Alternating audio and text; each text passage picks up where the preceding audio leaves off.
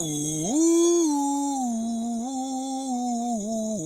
is that like some spacey UFO type of music? Ooh, you watch some thing up in the sky zipping around. You're like, what the hell is that? Wee wah. And you don't know what the hell it is. You know why? Because you're not there. You're not up next to it. You see just a blob in the sky, zip, zip, zipping around. You take out your cell phone. That's real helpful. Then you see a little lesser of a little blob or blit. Do you know I'm a photographer, right? And I'm very, very, very good at capturing images that are lit against the night sky. And the only reason why I'm really good at it is because I have really good equipment. And if you don't, you're at the behest of whatever the heck is in your hand. The little cheap video recorders, that type of thing. Now people with a cell phone. The only thing is the reaction is kind of cool when they're like, "Whoa, what's that? I don't know, woohoo!" And they all get flipped out. They record these things zipping around, so you have a lot of that. But one thing is for sure is that there's a lot more of it. Either people are look up in the sky more, they have more cameras out there, which I think there's a combination of both going on, and also since the Pentagon's kind of report. there, I don't think it was much of a report. They didn't really say anything, which is what I fully expected. I didn't expect the Pentagon to say anything. Zilch, nothing. I expected them to to say what they said, which was nothing. But okay. Anyway, we're talking about communication here. Communication is fundamental with all creatures, great and small. People talk to their dogs. How you doing today? Woof. And you know what that woof means. People communicate with their cats. Cat looking at you. Meow. And you're like, okay, I'll feed you. You know what it means, right? Basic understanding of communication between species, different species. So the same thing for any kind of what you might consider alien life. Unless you're of the ilk that thinks that these things zipping around is people from the future coming back and time traveling and messing with us. I could say that's one theory, even though it's ilky. That's one theory, you know. There is no mathematical blockade for time travel. You can go forward, you can go backward. Math is where it's at. The math is the fundamental language of the universe. If you don't understand that, then you have no idea. The little made up language, our alphabets, all the other stuff, how people talk, different dialect and whatever. It's wonderful. It really is. But really it's math. Math is the one thing that doesn't have a cultural difference with. Math is math, right? All across the world, math is math. So anyway, when you think of if I'm an alien, not saying I'm not saying I am, denying everything and admitting nothing. Thank you. If I am one, I'm not going to want to deal with humans on a governmental basis because they certainly can't be trusted when it comes to great power. Because you're talking about any kind of advanced species is going to have better technical capabilities than we have, unless you reach out to a species that's lesser than. Then we're the aliens in charge. Then we're the ones with all the cool stuff, you know. and they're the ones looking at us. But yet we have that on our planet. I mean, we have people who, walk around in loincloths, hunting, whatever, with spears and blow darts, headhunters. Remember that Christian dude who went to that island off the coast of India? And then they say, you are restricted from going there. They don't want to mix the culture. It's their own little ant bubble, whatever, zoo. You don't want to mess with their culture. You think that those people wouldn't want to use toilet paper? You think that they wouldn't want to enjoy some of the flower trappings of life if they knew it existed? Kind of keeping them in that loincloth, making them eat stuff they got to kill and just eat with their teeth. Sounds kind of inhuman to me. Just me. But then there was a Christian guy who went there.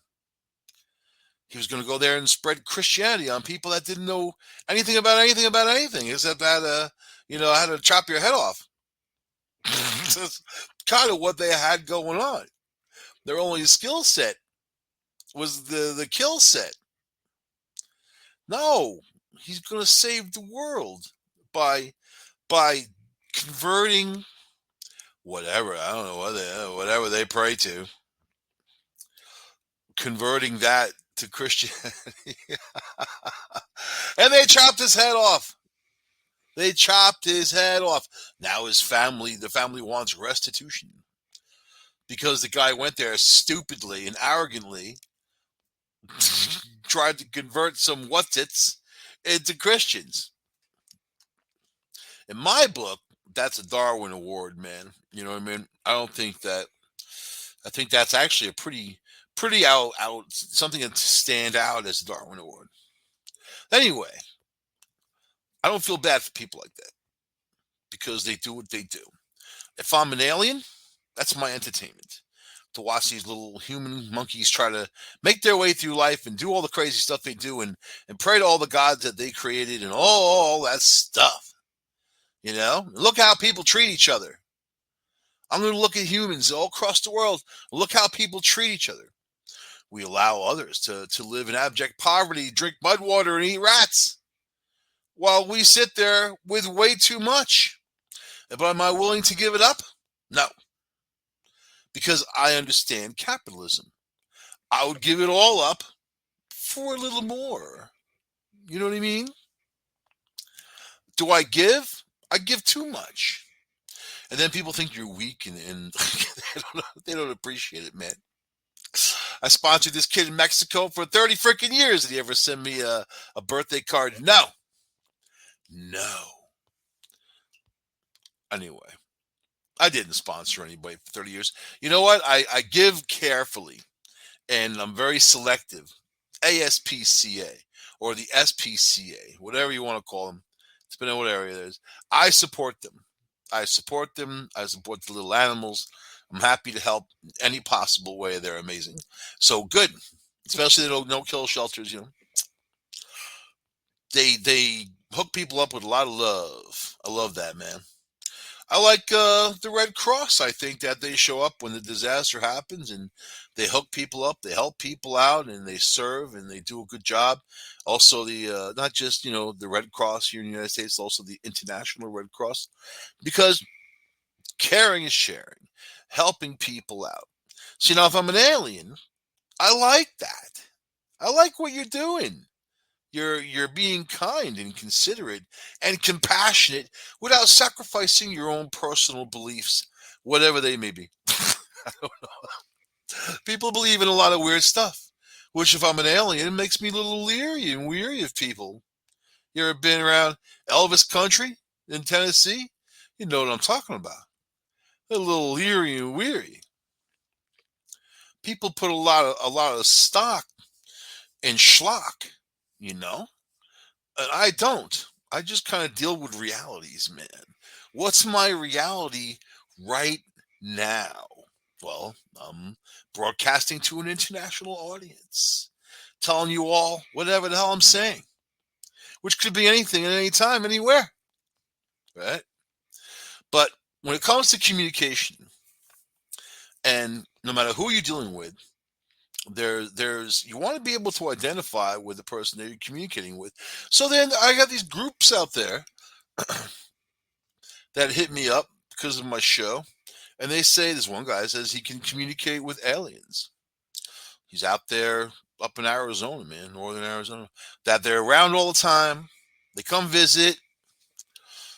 I'm like, they ever stop by for like coffee or something? I'd be down for that. It'd be a very weird meeting. I definitely have to have a camera, a couple or something.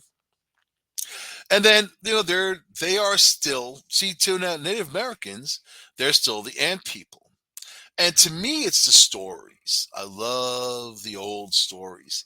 It's not the news. It's not CNN. It's not any of these crap channels, because they don't tell the story, right? The elders in these tribes, you know, kept these stories very close to them and personal. They retold these stories, not changing bits of it, because they wanted the truth to be told of the old ways. I love that.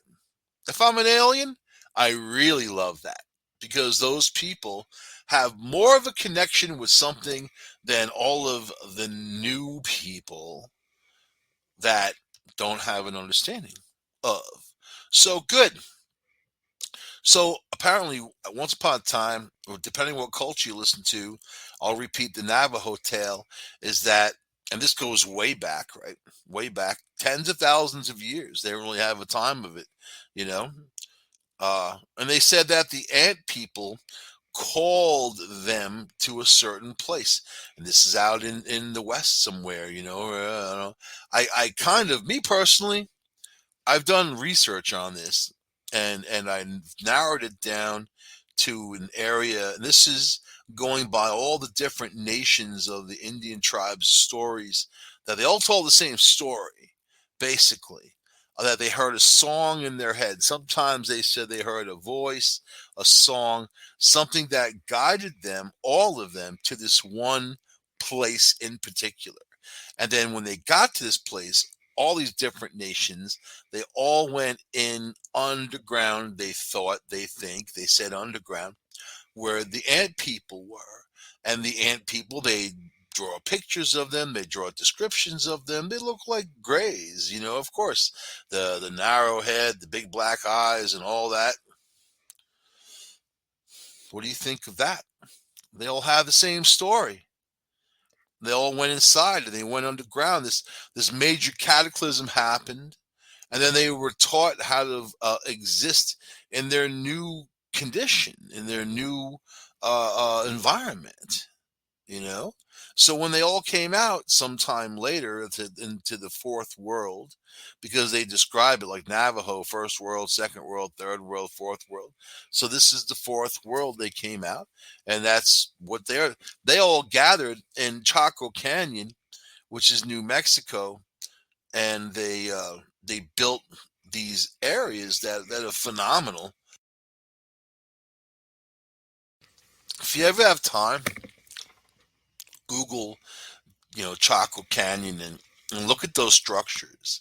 Tell me those structures weren't built for specific purposes other than just people meeting and greeting and gathering.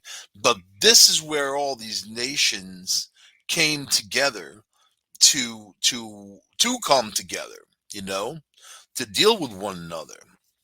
But there was a harmony going on there. So all that happens within communication. So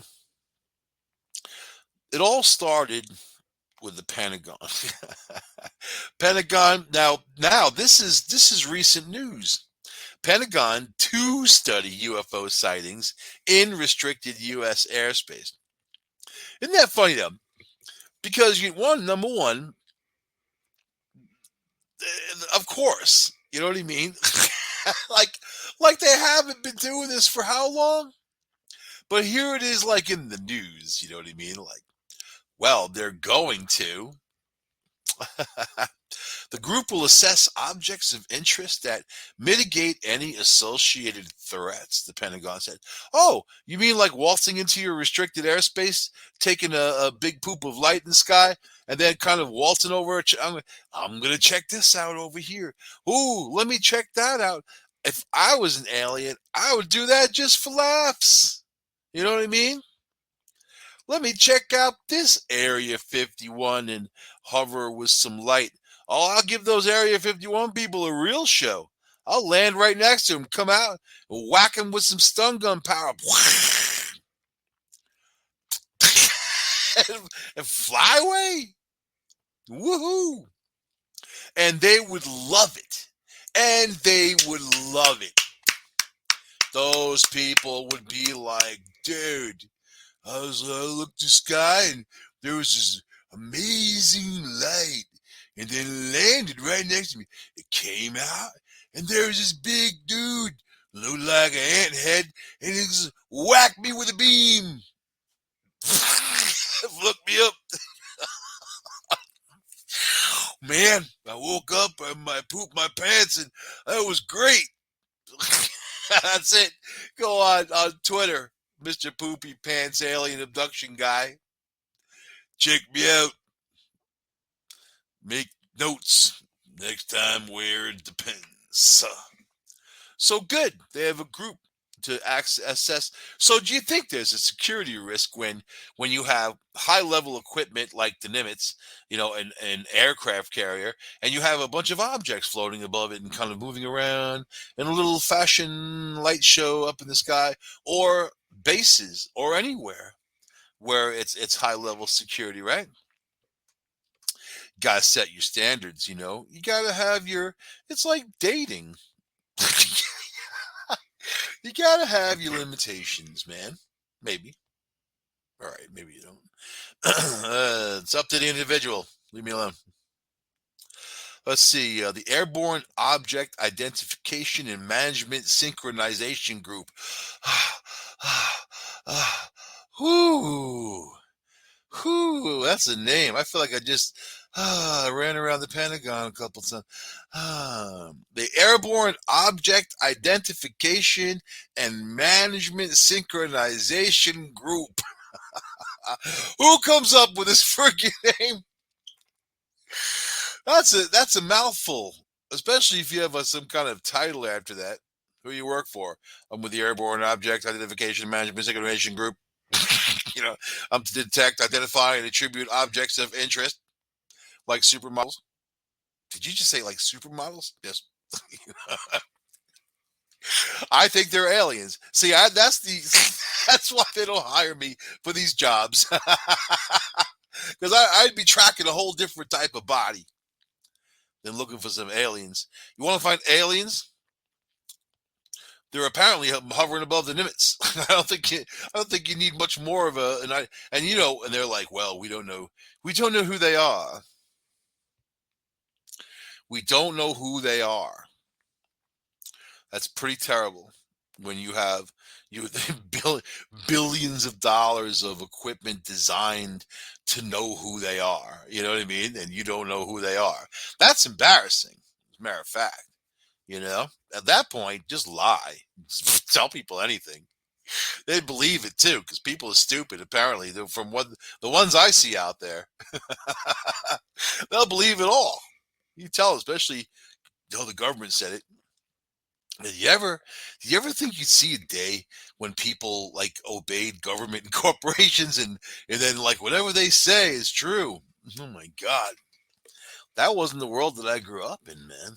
People were much more, I don't know, whatever they were, paranoid and rightfully scared. The Airborne Object Identification and Management Synchronization. That's AOIMSG. OIM. Oi.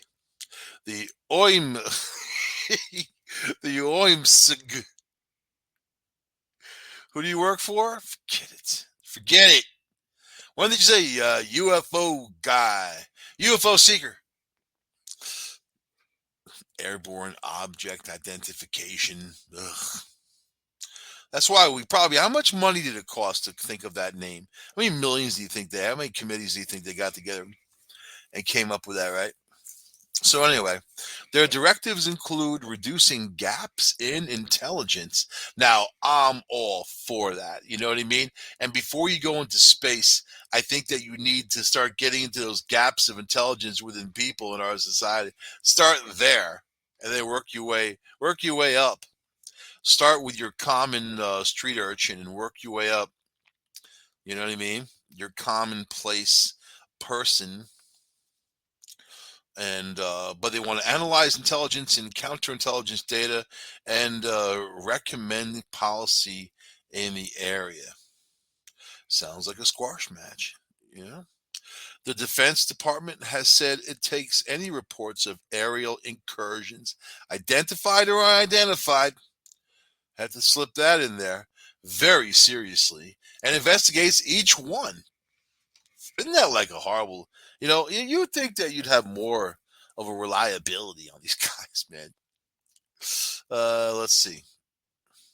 So let's see. The report that came out said of 144 reports made about the phenomenon since 2004, they could not explain all but one. This is the UFO stuff. No clear indication. Yeah, that one that they were chasing down. That was kind of just blooping around. The one that went from like 80,000 feet down to the ocean, under the ocean without making a splash, 500 miles per hour under the ocean. Yeah, that one. That's pretty interesting technology. Let's see. Several possible explanations were offered at the time, including advanced technologies from another nation like China or Russia. Do you really think that we would allow China or Russia to hover above our bases or over the limits and ploop around with a bunch of light and without firing a missile at them? You know, or 100 or 200. It was natural atmospheric phenomenon. Ooh, ice crystals. That's what they said about that huge alien battle over Nuremberg, Germany in like 1561. Oh no, it was the sun pillar. You didn't see discs shooting light at each other, crashing to the ground, and all the stuff, all the drama of an alien battle in the sky in 1561. It was ice crystals. The people that say this, are they really like? I think they just come. They have them locked in the room. I imagine just somebody who just really has, uh, uh, I don't know. He's in a lab coat and he talked like this, and he lives in a room, and they're like, we need an explanation for this obvious alien battle. There was sun pillars, stupid, and then they go and publish it. They call CNN. Well, what was it? Well, it was sun pillars, stupid. Sun pillars. That's amazing. Yes. Light. It was light. So, ice crystals. How about it was a snow cone? Ooh, I like a snow cone, man. That the ice crystals that could register on radar systems and developments of classified programs by U.S. entities. So, your multi-billion-dollar radar systems get fudged when there's some ice crystals around. Yeah, that's why we spend our money. I'd rather solve poverty. I'd rather take the reasons of people have for hate, terrorists and all that. Take those reasons away. You stop blowing people away and start caring for people. You know, give them the chance to care for you back. If I was an alien, that's what I would say to you. Let's see. The one was with high confidence. It was deemed to be a large. Oh, they found a large deflated balloon. Was it near election day? I bet it was. I bet it was. Let's see. So screw them. I want to hear from Canadians. I have a little favorite Canadian. She's so cute as a button. Cute as a button, eh? See? See, in New York, we say, hey, you cute as a button. in Canada, it's you cute as a button, eh? See, you got to flip the A. That's that north-south thing, man. Acclaimed Canadian ufologist Christopher Ratowski can be described as Canadians Fox Mulder. I don't know who either of them are. He recently traveled to. See, that's why my show is pure. I don't have any opinions about these people, man. They are what they are. Unless I have to like really delve into somebody or somebody who's full of crap. I know a Canadian who's full of crap. Tells people he's a medium and he's not. That's kind of interesting. Let's see. So he recently traveled to Duncan, British Columbia, a small town on the Vancouver Island. Vancouver, very beautiful area. You have to say that Canada has some unbelievably beautiful areas. And in the 3 weeks that it's actually tolerable climate wise per year, you could slide up in there, slide around, check out some moose, maybe see a Sasquatch, and forget about the cryptozoology, Sasquatch, aliens, you know, hybrid bear, Chinese hybrid bear. There's a lot of weird stuff going on up there in the woods. Forget about all that. If you really want to meet people, meet those people up in Saskatchewan who actually live in a place where it goes 50 below zero during the day and all the way through frickin' winter. That's a different brood of people, man. When I went across the country, United States, just recently, a year ago, met people in Nebraska, right? And then people are what they are. I take people at face value. I do not judge you. You might judge me, but I don't care about your opinion. So that's the that's the deal. But I'm not going to judge you, right? But I talked to this dude at a gas station. He's working at a gas station or whatever. It was in Nebraska. And so it's all flat. There's like no trees. It's like if you put a gas station on like Mars. It's like that. And I'm sitting there, and I'm not really sitting there. I'm trying to pump my gas. And it's like the wind's like whoosh, whoosh. I was like Shahrazad type of. I needed some kind of like desert clothing to keep the sand out of my crack. So I go inside. I fight my way to the gas station. It's like you're walking through this dust storm, and it's like the wind's whipping, man.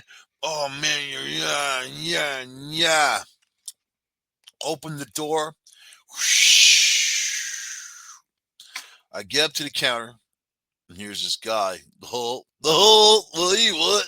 Who's the same dude in the lab coat? His cousin.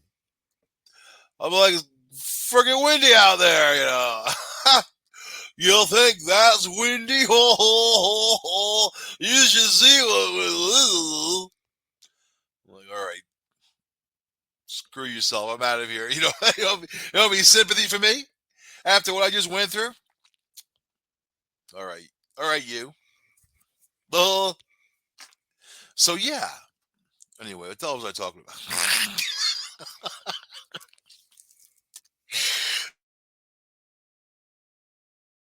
Okay, here we go. So let's see. There was a Canadian television documentary. In Canada, free speech is illegal. It's not legal. You don't have the legal right to free speech. And if you go on the radio and you say stuff, you go on television and say stuff, you can get in big trouble if they don't agree. The powers. That's well as people like, I'm butthurt from America. I'm going to go and live in Canada. And you notice two things. One, they never go, not ever. I don't even think they probably ever even been to Canada. Number two, they never go. Never. You expect them. Whoopi Goldberg, I'm going to go to Canada. And then no, nothing. Canada would welcome Whoopi. You can see Whoopi would be big in Toronto, man, or anywhere. Canada, right? No, of course not. Because it's cold 360 days out of the year. and you got to deal with Canadians for the most part. So that's who you visit. You visit the Canadians, talk to them, tell them your stories of being cold down in America or New York or something, and they will laugh in your face. You know, I saw 45 below zero one time in Lake George, New York. I was up there. It was February. Every day was 5 below zero during the day and 15 below at night. And then one night it went down to 45 below zero. I was living in this huge goddamn haunted house with big, thick 22-inch thick stone walls with electric heat baseboard. And it was cold. It was horrible. And then I called my friend 4 o'clock in the morning. My friend Jay. I was like, Jay, it's 45 below zero outside without the wind chill. He was like, holy shit. I'm like, yeah, man. And then I'm like, I'm going to go outside and see what it's like. So I put my parka on and I went out there and like my whole face like cracked. It was went back inside. And I tell Canadians that story. They're like, yeah, 45 below ain't bad. There's nothing. Well, 45 is that's a good summer. It's nice. 45 below zero? That's warm, man. Anyway, so don't try to sympathize with people who have no sympathy for you. You gotta tell people like from Florida, you know what I mean? Like it's 45 below zero. Oh my God. How are you alive? That's the kind of crap I want to hear. I want to hear sympathy. Some kind of empathy, some kind of feeling for my horrible, horrible, horrible cold survival that was. Yeah, upstate New York. So let's see. Now in Canada, let's see, they've had thousands of sightings of UFOs. They did a survey to show that there was an average of 2 witnesses per UFO sighting. That the sightings lasted about 15 minutes each. Many witnesses were police officers, pilots, and other people with keen observational skills. Keen observational skills. You got that Dudley Do Right up there, man, the mounted. That's what I remember Bullwinkle. I grew up with Canadian influence from Long Island. I know we blamed Canada for all the bad weather on Long Island. It was like another Alberta Clipper. And people are like, F Alberta. I still think of that when I hear Alberta Clipper. Isn't it funny how you grow up? So most sightings come from Quebec and Ontario. Quebec, 518 sightings. That's a lot of UFOs, man. So what do you think the UFOs are doing up there? You know it ain't Whoopi Goldberg. What do you think the UFOs are doing? Or Michael Moore is another one. Michael Moore, who like basically lives on the edge of Canada. Like he can walk across the street, go across that river or lake, whatever you got, and you're in Canada. But there's only one good thing about Canada. Anyway, so in its final report, the ufologists research broke down cases by the numbers and the level of strangeness at an alien encounter being more than unusual than flashing lights, for example, the reliability of a sighting and its duration. You see, level of strangeness, man. I developed that in Greenwich Village back in the 1980s. I really had that all down pat. There was a level of strangeness that you just have to kind of know what to avoid. So, unless you like that sort of thing. So, this report notes with an increasing number of cell phones, dash cams, traffic cameras, traffic cameras. They clocked the UFO going 500 miles an hour down the road and they sent a ticket. The communication, traffic cameras. And let's see, but yeah, poor video quality. There you go. No, really. So Falcon Lake, Manitoba. You know what it is? And this was a big one. Like in May 1967, Stephen McCulloch was reported seeing two flying saucers near Falcon Lake. He claimed that one of the aircraft hovered only 45 meters away from him, landed, and he approached, emitted a beam of light that knocked him off the ground as he lifted off. You see, that was me. I just told you that. That was exactly what I said. I remember the guy. He had a stupid hat on. I hate that stuff. Yeah. Whack! You know those hunting hats. Make you stand out at night. Of course, you get whacked by some beam. Pull out my lightsaber,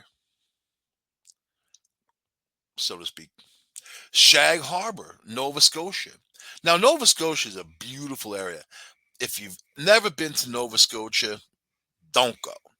But if you've been there, you know, if you've never been there, you should go. You know what? It's a fishing type of place. There's lots of cool. The waterfront's beautiful. It's just, it's a cool little niblet of Canada. All right. So let's see. Falcon Lake sightings. People reported that night skies over Shag Harbor were glowing with four lights that flashed off and on before crashing into the harbor. Eyewitnesses claimed they watched as a large orange glowing object sank into the water. The RCMP, that's the Royal Crown Soda Company. No, I'm just kidding. The Royal Crown Mounted Police, right? Or Canada. Royal Crown or Canada. The Mounties, thinking a plane had crashed, organized a rescue effort but were unable to recover the object. Divers searched the sea floor but also came up empty, and since no planes were reported missing, the case was classified as a UFO sighting. To this day, Shag Harbor holds an annual festival dedicated to this strange incident.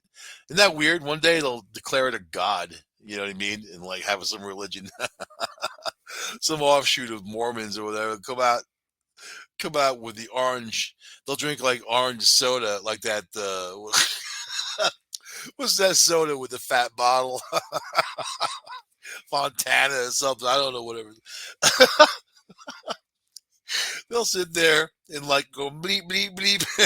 That's what these people do, man. That's why I don't put any stock in it. Because it, even, you know what? Ghost hunting, UFOs, whatever your bag that's different than what other people's bag is, there's always going to be freaks that are attracted to it, man. Always. So, yeah. And they kind of take away from the whole thing of legitimacy. You know what I mean? So you have to discount the freaks, like kind of shove them aside, right? Right. In Maryville, Quebec, in 1989, several people in Saint Marie de Manure, Manure, reported being awakened in the middle of the night by a noise that sounded similar to an electric generator. Witnesses also reported seeing an intense blue light shining outside their windows. 2 days later, a perfect circle around 20 meters in diameter was found outside of the home of one of the witnesses. The RCMP, soda company, were called to investigate, but the source of the lights and strange markings remains unknown. So, see, I'd be blasting Leonard Skinner if that was me and alien. You know, you want to like, if you're gonna mess with humans, well, then do it. Stop pussyfooting around. You know what I mean? Sit there. Oh, here I am. Going to woo woo woo. Show some lights. Why are they even here? What do they need to do? What are you doing, aliens? Not me. What are you doing here? Probing people? That gets boring. The first few times you've done it, it's boring. You know what I mean? Unless you have some kind of sense like a dog likes to sniff every ass it meets, and then also the same ass thousands and thousands and thousands of times, and it probably smells something different every time they sniff.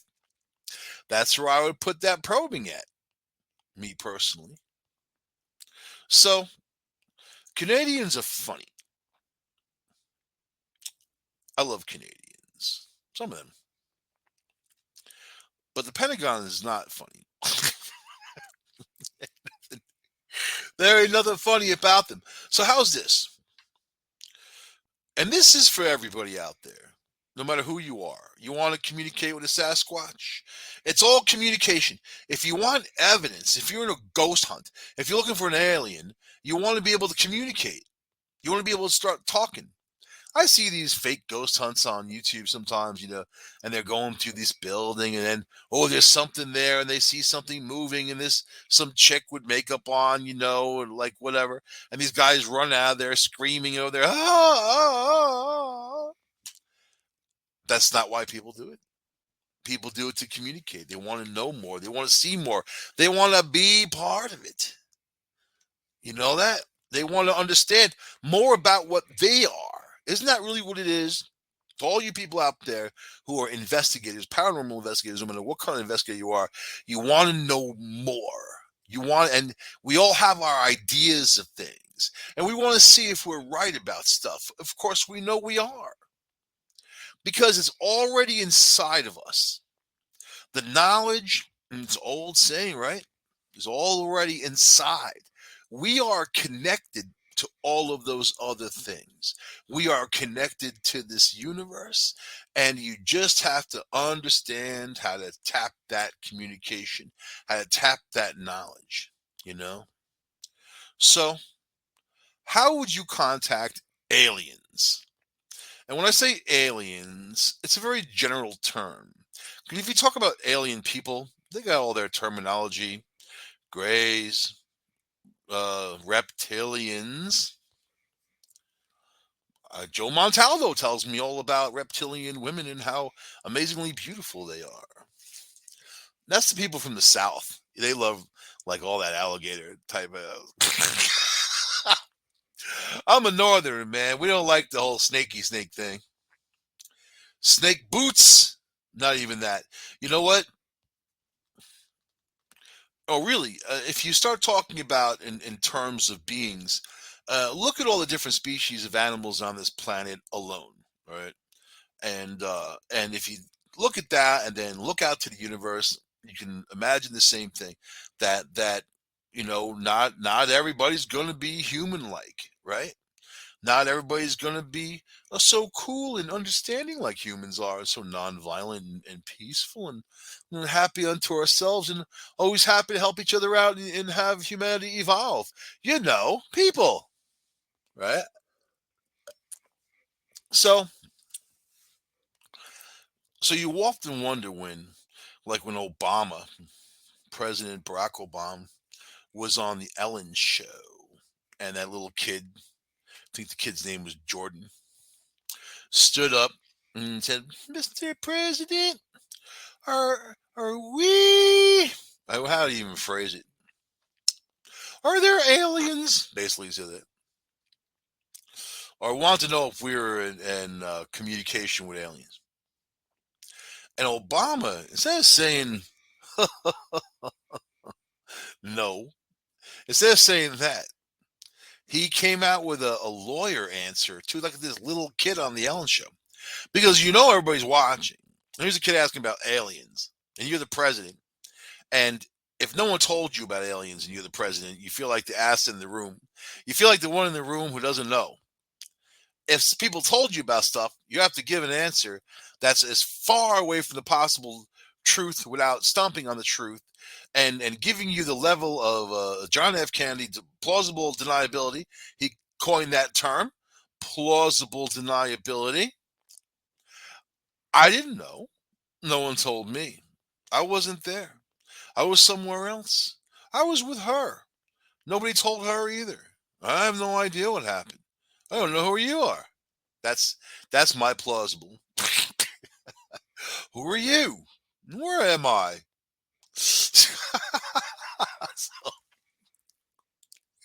Plausible. So he gave the answer. Well, Jordan, I can honestly say that, and when people say I can honestly say, they're full of shit. I can honestly say we have never talked directly with any extraterrestrial life. Period. you know, the kid's like, oh, okay. Now sit down. The men in black will be visiting your house later on, and you won't remember any of this, especially Ellen. And they kidnap Ellen and replace her with Eminent. Be like, Eminent's pretty good these days with that rap music. Hey, for the Ellen DeGeneres show. Yo. And Eminent looks, Ellen looks a little different, a little younger, a little different. So, hey, man, you got to roll with the times, Whatever the tools you have in your toolbox, you must use them. Anyway, so how do you contact aliens, right? How about remote viewing? I've taught people how to do remote viewing on the show. I've done remote viewing myself. I'm really good at it, actually, with just receiving numbers and feeling it out. So I'm getting better and better. It's kind of what I do, a little practice here and there. I used to do it when I was a kid. And it kind of sounds funny, but my father used to own a service station, and I had to work there as a slave, getting beaten on. And when he wasn't there, when he was at OTB, off track betting, I'd sit there and I'd watch the traffic go by on what was Sunrise Highway in Rockville Center, and people turning at the light and whatever. And then it's kind of funny. I would like imagine myself in those cars traveling down the road and what they were seeing and smelling and experiencing. I was a little kid doing that, man. So you think it's just games you play in your head or whatever, or just the fact that I wanted to get the hell out of there. I'd be in any car going down the road, but I didn't have to be there, right? Remote viewing, but in this case, it's a practice that can be used to contact and connect. It requires just a little bit of sensitivity, a little ability, but it's something that you can strengthen with inside yourself. In fact, there's a lot of books out there on remote viewing. But basically, I've given people, you can look up the show, I've given people the outline on how to remote view. Anyway, meditation. Meditation, ultimately important. And, if you're good at it, you can meditate in any situation. You can meditate driving down the road, meditate flying a car, jumping out of an airplane. You can meditate, right? You might have to jumping out of an airplane if you don't have a parachute.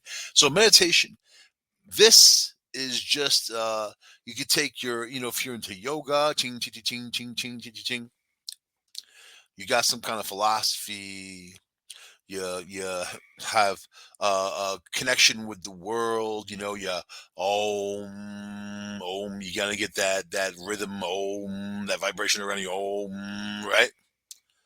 That one. Om, I want to meet one of those beautiful reptilian women. Om, but if she's creepy, I don't know. I'm gonna be around. Om, I want one of those alien ships to fly around. Om, doesn't come with a warranty. Om. So, and also shaman. The shaman that I know lives in northern Arizona, who says he's in constant contact with aliens, and he's the leader of their people. And he says it's a common thing among his people. I'll be going out there and hanging out and talking to them, man. So.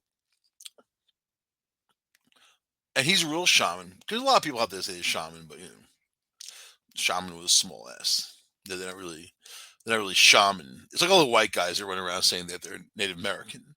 You know what I mean? There's something really off about that. Something like just off about it. So, but let's see. And if you're a shaman, you definitely know how to move that energy and communicate. But why do you want to communicate? So let's say an alien showed up right now at your house. What are you going to do? Okay. So anyway. So again, getting back, how much time do we have? Yeah. So remote viewing is something that can be used in many areas in your lives. Back in the day, they used it to go through Soviet bases. We had CIA and all that did remote viewing, and remote viewing of the planet Mars, remote viewing of the moon. And there's a hell of a lot there under remote viewing. So the CIA had Project Stargate, and that was a big part of it, right? They found missing persons. They observed, like, characteristics of other planets that were later confirmed by NASA probes. So this has been going on for a lot of years, right? But so there is, Ingo Swann was part of that program, right? And wrote a book called Penetration, the question of extraterrestrial and human telepathy. So, my thing is, in quantum mechanics, you have this information that flows back and forth instantaneously. You know, uh, why wouldn't you be able to communicate with any kind of other species like that? If and then there's a guy out there in northern Nevada who says he also can, like, think about them, and then they'll be in the sky above. They're around, in these middle of nowhere places, yeah, that up in the sky in the middle of the night you're not even likely to see much. But in the same sense, he says he's in communication with. But why, if I'm an alien and you're a human, what am I going to get from you? You know what I mean? Not to be arrogant or anything. I can learn nothing from human beings. Nothing good, anyway, because humans have a lot of bad qualities that people need to work on. So people keep reaching out to the stars as humans, but we don't fix things here first. And when we reach out to the stars, now we have this garbage dump floating around the planet, because not only do we litter and destroy their own planet, we have to do that same thing in space. So there are things that humans need to fix before any kind of intelligent species want to bring us to the table, as it were. Mensa. You know what I mean? So this guy, Swan, remote viewed the moon and found an extraterrestrial presence there that was in the process of constructing a vast network of roads and bases. Moon roads. All right, man. Get yourself a moon buggy, put your sunglasses on, put some Leonard Skinner. I would be the alien blasting Skinner outside of people's houses. It would scare the hell out of them. Maybe some rap music, some Snoop Doggy Dog, sipping on gin and juice. The guy'd be calling 911. This UFO outside. Yeah, the beam of light. What's it doing? Playing gin and juice. I think Snoop Dogg's in. If there was a human that was going to come out of a UFO, Snoop Dogg would be the one that I actually thought would. In fact, when they were looking to name an emissary, like from the planet Earth to aliens, he was like my number one choice. I just think the guy's pretty even minded. If he could hang out with Martha Stewart, he could hang out with aliens. Same difference. Martha. Martha. That is a very weird thing they got going on there, man. But I understand it. Which is, makes it more it makes it more weird. It makes it more weird. All right, anyway. Other members of the Stargate project remotely viewed civilizations on Mars and elsewhere.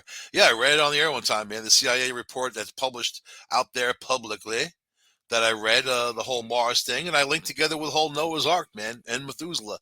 I'll tell you, the information is there if you want to look. Hidden in plain sight. So remote viewing can transcend not only space, also, but time. All right. So anyway, let's get past that. Man, look at that. All right, making contact through meditation. So in the whole voyeuristic nature of remote viewing, if you don't like that and you don't want to do it, or you want something a little bit different, you can, like, get into that whole meditation. And meditation is also a fun social activity. My mom was the one teaching me how to meditate and even do yoga when I was a little kid, man. I remember we used to, like, do all that, and she would describe how to meditate, like, when you inhale, exhale, and she would say, imagine all these beautiful colors coming out of you and swirling through the air, and inhale again, and she was deep like that, you know what I mean? So, again, though, with meditation, same thing for remote viewing. The key is to achieving is that patience, repetition, consistency. If you're good at it, you can just link up, right? But what are you going to do with it? What do you got? Questions for Alien? I want to answer your question. if I'm an alien, and also with the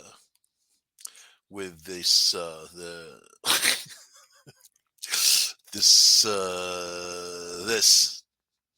the meditation bit also recommends some dietary and lifestyle restrictions. That could take a while for certain. You see, now I don't like that. Though these dietary restrictions are relatively simple, you got to cut back or eliminate refined sugar, caffeine, nicotine, alcohol, and red meat. That I just ate that. I, I just you just described my dinner. What the hell's wrong with you? Especially within 24 hours of initiating the ceremony. Oh my God. These people are sick. Sick, sick, sick. Trying to say that, man. I just had half of that just now. Oh, man. Anyway, once you've established your lifestyle habits, you find a quiet place, secluded, where you can let off a real big fart because you're not eating right, and then you're eating all vegetables, and then you're farting your brains out, and you don't know why. Oh my God. Let's forget about the meditation. I can meditate. I meditate when I do martial arts. I meditate no matter in my car. I meditate shopping. So whatever. You gotta just be natural with it. And if you're a shaman, but this only applies to shaman. Shaman are hard to find good shaman, much like the extraterrestrial entities, and a trustworthy shaman. While they do exist, well, why is this even there? Gonna go hang out with a shaman. I know them, and they don't want to know anybody. I know one, as a matter of fact, and they don't want to know anybody. But okay, but there are numerous accounts of shaman experiencing UFOs and communicating with them, and way back primitive cultures, like we talked about before, having a lot of dealings, and not just dealings, learning. It was the ant people that taught these Indian nations how to grow things in the crap climate out there. After this major cataclysm had happened and shifted the whole face of what was going on out there, right? So yeah, it was the shaman, and they were the leader of the people. Of course, if you're going to teach something to someone, you want the leader of the people. Then, of course, they got to be involved, and then it goes out from there. You know, then you've got to deal. If I'm an alien and I got to teach you something, then I have to deal with you. All right, pay attention, and that's not easy sometimes. All right. So anyway, what do you guys think about all of that? What do you think about it in your little lives on how these, you know, you have to have an open mind and an open heart at least, and then you understand what goes on a little bit in the world. You have to understand that if there's more intelligent, you know, whatever out there, they don't doesn't mean that they're kindler and gentler. It doesn't mean that they have some kind of love bursting from their hearts. It could very easily be like the way we treat the chickens or turkeys, or even each other. So I think that the best guidance is that love inside your heart, and letting it out, and having that kindness. When you start living in that world, it elevates you to a point where people would, an advanced civilization, if they were decent, would want to deal with you know, and then go from there, right? You evolve, you go from there. But until that happens, I think those aliens are going to keep their distance. They're going to keep floating around like little blips and bloops of light, just mystifying people, letting us know that they're there, you know, and they know that we're here. It's as simple as that for communication. I will see you guys on the next Discovery Paranormal next week. Bye.